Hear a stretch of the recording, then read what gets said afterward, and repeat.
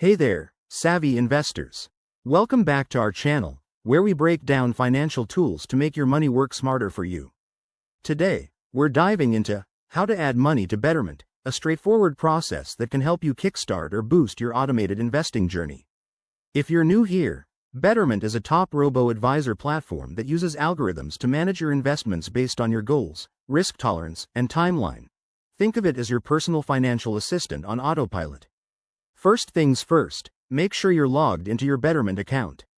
If you don't have one yet, head over to their website and sign up. It's quick and free.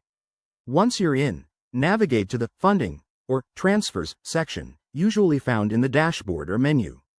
This is where the magic happens. Next, you'll need to link your bank account.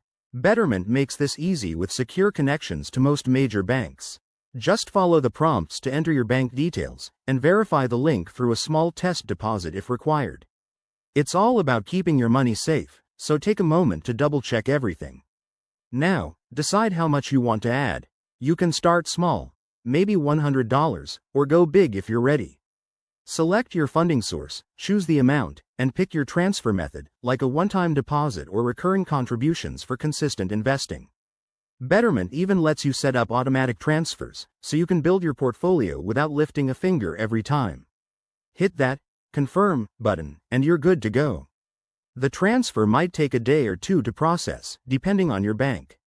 While you wait, keep an eye on your account for any confirmation emails from Betterment. One quick tip.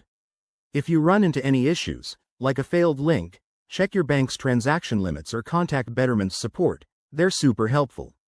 Adding money to Betterment isn't just about growing your wealth, it's about making investing accessible and stress-free.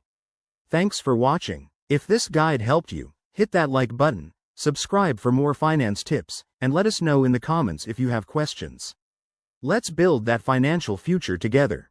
See you next time.